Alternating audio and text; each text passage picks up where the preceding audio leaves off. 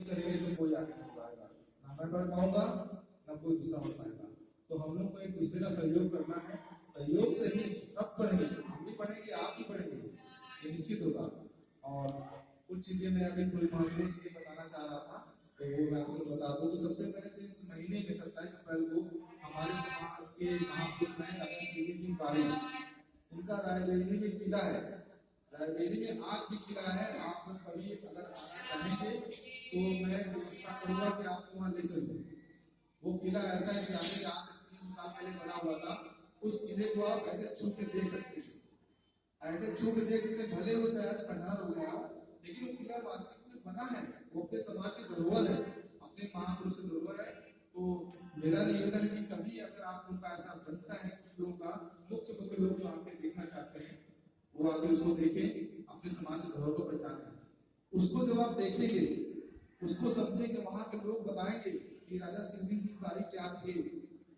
आज हम लोग जो अपने आप को ही भावना समझते हैं कि हम बारी हैं, हम बताए हैं, शर्माते हैं, संकोच करते हैं, कभी मन से बोलते हैं।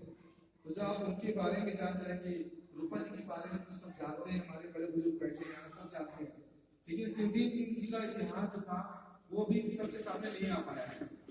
तो मेरी एक निवेदन है आपसे, गुजारिश है कि एक बार आकर उनके महल में राजमहल जो रहा है उसको आके जरूर देखें, और देखने के बाद आपको भी ये गर्व महसूस होगा कि हमारे समाज का भी कोई राजा था, और वो ऐसा राजा था जो अपने जमाने में अपने कर्मों से उनका सिक्का चलता था प्रतापगढ़ में, रायबरेली में, बाराबंकी में।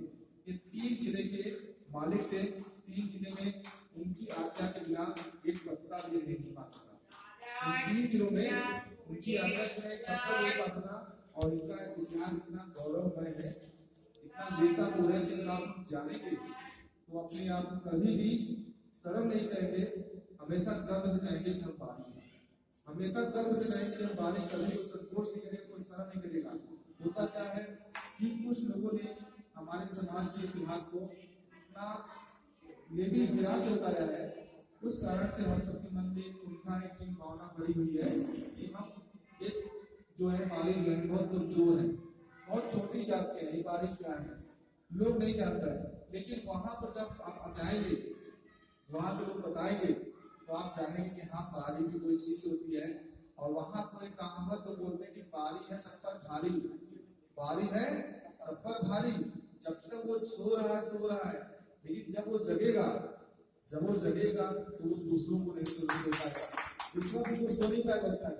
राजा सिंह जी के बारे में मैं थोड़ा कुछ बता देता हूँ आपसे कि एक बार किसी ने उनसे ऐसे ही आज से 3 साल पहले मजाक किया था, अरे ये गाड़ी है, ये क्या करेगा, वो क्या करेगा, उनको बहुत ही चैलेंज किया। उन्होंने कहा ठीक है, संभव सभी करते हैं। उन्होंने यही कहा संभव सभी करते हैं, चलो बताओ कौन ये संभव, बताओ क्या करना है। तो उनको लोगों ने एक चुनौती दी, अरे बहुत देखे, बहुत ने सुना ऐसा वैसा है, ये काम करके दिखा दो तो हम जान जाए बहुत बड़े बहादुर हो, वीर हो। उन्होंने कहा ठीक है, वही काम बताओ मुझे, तो कोई नहीं कर पा रहा। और उन्होंने अपने जमाने में वही काम करके दिखाया, जहां जाते थे पहले वहां कुआं खोदते थे, अपने खुदवाए कुएं से ही पानी पीते थे। जिस जिले में जाते, जहां भी आक्रमण आते थे, आक्रमण करने आते थे, वहां कुआं खुदवाते थे, पानी पीते थे। और जितने बड़े राजाओं ने उनको चैलेंज किया था, अरे ये बारी है क्या करेगा, ये बारी है क्या करेगा, उन्होंने उन राजाओं को बता दिया कि बारी क्या होता है और उनको अपने अधीन ला दिया। वो राजा आज उनके अधीन थे, लेकिन इतिहास हमको अभी नहीं पता। अगर हमको उनका इतिहास पता चलेगा तो हम कभी भी सिर नीचे करके नहीं करेंगे कि बारी है। हमारा सिर हमेशा गर्व से ऊंचा रहेगा कि अरे हमारे समाज में ऐसे महापुरुष थे, और उन्हीं का खून हमारे सबके बीच में है। लेकिन उस खून में आज वो जो होनी चाहिए थी गर्मी, वो गर्मी शायद नहीं है, या जो चेतना होनी चाहिए थी वो चेतना नहीं है। और वो किस कारण नहीं है, ये हमें उसका मंथन करना है, विचारना है कि अरे हमारे आपके बीच का एक भाई जो इतिहास में किया, हमारे आपके बीच का एक भाई, एक हमारे समाज में एक खून का एक भाई इतिहास लिखा, तो क्या हम लोग इतिहास नहीं लिख सकते? नहीं सकते हैं भाई। शंभूनाथ भाई जी बैठे हुए, अगर वो एक काम कर सकते हैं तो क्या शंभूनाथ जी दूसरा काम नहीं कर सकते? जब बड़े भाई कर सकते हैं तो क्या छोटा भाई नहीं कर सकता? कर सकता है, लेकिन हम अपने को अपना आत्मविश्वास खो चुके हैं, उस आत्मविश्वास को जगाना है और और जब तक हम अपना आत्मविश्वास जगाकर सब लोग मिलकर काम नहीं करेंगे तब तक आगे नहीं बढ़ पाएंगे। जैसा कि बड़े बुजुर्गों ने बताया है हम लोग देखा है कि अपने समाज में क्षमा करिएगा, एक चीज होती है कि कोई सज्जन अगर अच्छा काम कर रहा है, कोई सज्जन थोड़ा आगे बढ़ रहा है, कोई सज्जन कुछ भी करना चाह रहा है, तो कुछ तो होते हैं सहयोग करते हैं और कुछ होते हैं उनको उनके काम को दिशा शुरू कर देते हैं। तो मेरा यही सबसे निवेदन रहता है कि अगर कर सकते हैं तो सहयोग करें, नहीं कर सकते तो कोई बात नहीं, ठीक है, लेकिन उनको जो कार्य कर रहे हैं उनको उसमें उनकी कामना कीजिए, क्योंकि जानते हैं अगर ऐसा हम करते रहेंगे तो हमारे बगल में बड़े बुजुर्ग सब बैठे हैं, इन्होंने भी काम किया, लेकिन हो सकता है शायद किसी ने टांग खींची हो कि इसीलिए आज पूरी तरह सफल नहीं है। ठीक है, सभी बैठे, बहुत पुराने नागरिक बैठे हुए, कमियां इसीलिए रही कहीं न कहीं हम आपके कुछ ऐसा मतभेद रहा है, तो आपसी मतभेदों को भुलाकर समाज के हित में और अपनी आने वाली पीढ़ी के हित के लिए, जो अभी आने वाली पीढ़ी है उसके हित के लिए अगर हम नहीं जगे, अगर नहीं जागरूक हुए तो भी जान लीजिए आने वाली पीढ़ी हमको आपको किसी को भी कभी नहीं माफ करेगी और साथ साथ यही कहेगी कि क्या किया हम लोगों ने उनके लिए। तो हम जिन कांटों पे चले हैं कोई बात नहीं, चलिए, लेकिन अब कोशिश करें कि उनके लिए वो कांटों वाली सड़क ना है, उनके लिए एक अच्छा सरल रास्ता बना दे जिससे कि वो आसानी से उस पर पहुंचकर अपनी मंजिल तक पहुंच सके। दिल्ली में अभी जो कुछ दिन पहले लास्ट अभी हम लोग गए थे 1 तारीख को, उसमें एक चर्चा हुई थी, एक चीज मैं बताना चाह रहा हूँ आपसे, अभी थोड़ा आप लोग को समझने की कोशिश करिएगा। माननीय मोदी जी ने आपको बताया था, मैं आपको भी एक चीज बताने जा रहा हूँ कि ब्रह्मास्त्र अपने समाज के लिए, अगर वो ब्रह्मास्त्र हमको मिल जाए तो हमारे समाज का उत्थान ऑटोमेटिक सरकारी योजनाओं के थ्रू हो जाएगा। वो ब्रह्मास्त्र है, हमें अपनी बारी समाज को बैकवर्ड कास्ट से निकाल के शेड्यूल्ड ट्राइब पे ले जाना है, और उसके लिए हम लोगों ने लखनऊ में प्रयास किया था। आज से 2001 की बात है, 17 साल पहले प्रयास किया था, उसमें 90% सफलता मिल गई थी, 90% सफलता मिल गई थी। लेकिन कुछ लोगों ने वही जो मैंने कहा ना, कुछ लोग अगर कोई सज्जन मान लीजिए मनोज अच्छा काम कर रहे हैं और देश अच्छा काम कर रहे हैं और भी जो सज्जन हमारे अच्छा काम कर रहे हैं, हो सकता है उनमें से किसी एक ने उनको अच्छा नहीं लगा और उन्होंने उनका काम बिगाड़ने के लिए उसमें गलत मिसगाइड कर दिया। बहुत अच्छा काम बन रहा था, शेड्यूल ट्राइब का काम बन जाता तो आज हमारा समाज शायद बहुत आगे बढ़ जाता। शेड्यूल ट्राइब के बारे में बता दें आपको, अपने भारत सरकार ने शेड्यूल ट्राइब को कहीं पर 2% का आरक्षण है, कहीं पर 3% का आरक्षण है। आरक्षण क्या है? आरक्षण हमारा अधिकार है। आरक्षण क्या है? आरक्षण तो भीख नहीं है। लोग आजकल देखिए बहुत लोग बोलते हैं आरक्षण वाले हैं, आरक्षण ले रहे हैं, भीख नहीं है। वो हमारे जिस देश के नागरिक होने के नाते हमारा अधिकार है हर सरकारी सुविधाओं को, चाहे शिक्षा हो, चाहे नौकरी हो, चाहे और भी कहीं पर हो। तो अगर शेड्यूल ट्राइब में चले आएंगे तो हमारे जो आज बैठे हैं कुछ लोग सब जानते होंगे कि एसटी का जो 2% का आरक्षण है ये बहुत होता है। अभी कुछ दिन पहले हमारे शिक्षा विभाग में 40,000 टीचरों की वैकेंसी निकली। 40,000 का 2% कितना हुआ? हमारे हिसाब से लगभग 800 के आसपास हुआ। तो 800 की बहुत होता है, 800 की बहुत हो गया। 800 लोग हमारे समाज में गेट में नहीं बैठे हैं, हो सकता बैठे हो लेकिन अभी नहीं है। तो वो 2% का आरक्षण अगर हमको मिलने लग जाएगा तो जो सरकारी जितनी भी योजनाएं हैं, नौकरी में पीसीएस होता है, आईएएस होता है, इसमें 2% का आरक्षण मिला है एसटी को। और अपने उत्तर प्रदेश में एसटी की सिर्फ थारू जनजाति है, थारू, जो कि लखीमपुर में है और सिर्फ बहराइच में है। और उनकी एजुकेशन में हम लोग जाके मिले थे, उनकी एजुकेशन कोई क्लास 5 के पास है, कोई कक्षा 8 पास है, कोई 10 है, 12, बहुत ही कम उनके समाज में कोई ग्रेजुएट वाला नहीं मिला। तो जितनी भी सरकारी नौकरी निकल रही है 2% वाली, उनका पूरा बैकलॉग खाली जा रहा है, बैकलॉग पूरा खाली जा रहा है। तो अगर हमारा शेड्यूल ट्राइब में अगर हमारे बारी समाज का हम लोग शामिल करते हैं सरकारी योजना में तो हम लोग को बहुत लाभ मिलेगा। और उनके ऐसा प्रभाव है, आपको शेड्यूल ट्राइब के एडवांटेज बता रहे हैं, लाभ लग रहा है।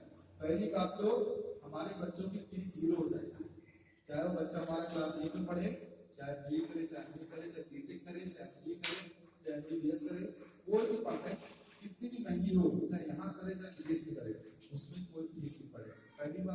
लोग बहुत से घरों में समस्या है कि पैसे ना होने के कारण अपने बच्चों को डॉक्टरेट नहीं करा पा रहे हैं, MBA BTech नहीं करा पा रहे हैं। सबसे पहले तो हमारी वो समस्या हल होगी कि हमारा बच्चा हमारा समाज पढ़ जाएगा।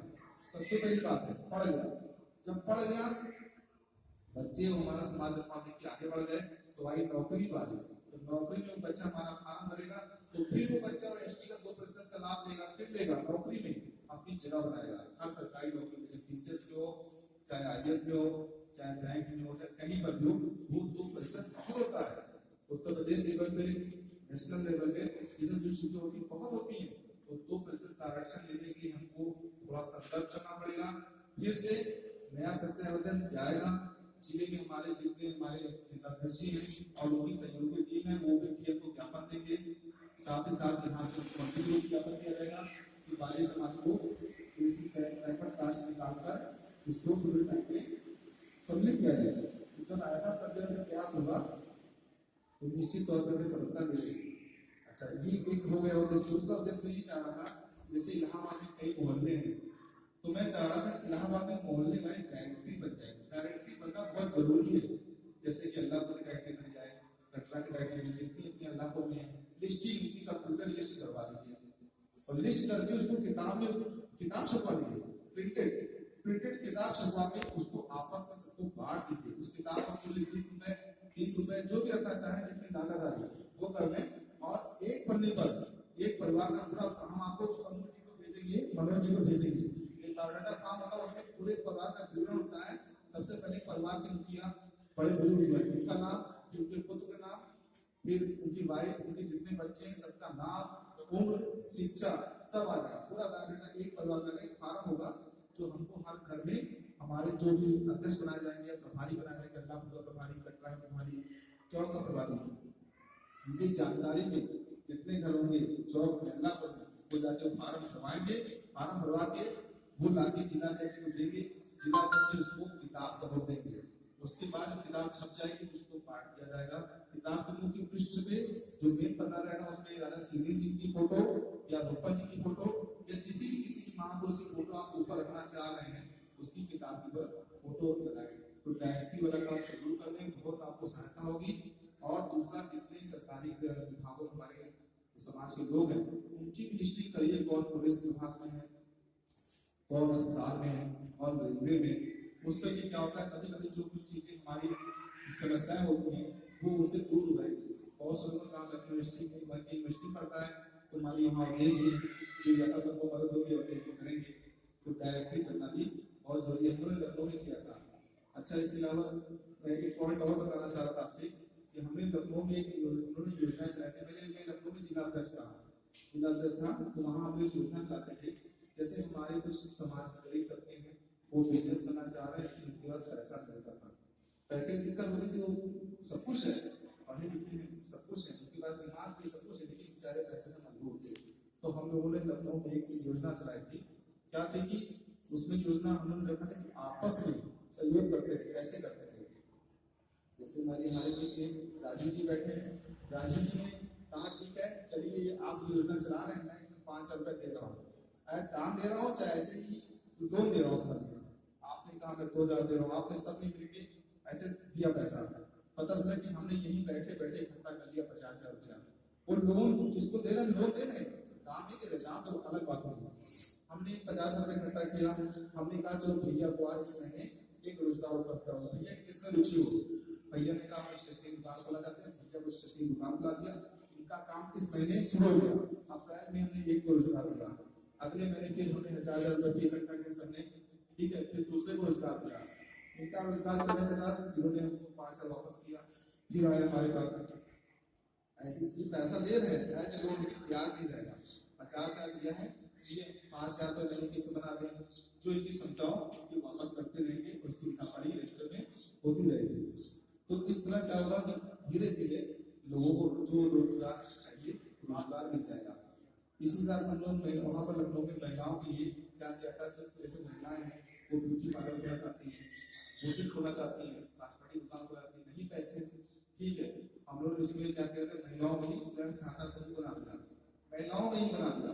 महिला भी हमारी जो महिला जिला थी उनको क्या कर दिया, स्वयं सहायता समूह बना दिया। महिलाओं की मीटिंग करते थे, महिलाओं ने कहा ठीक है मैं पीसी करते हैं, पीसी लाते हैं,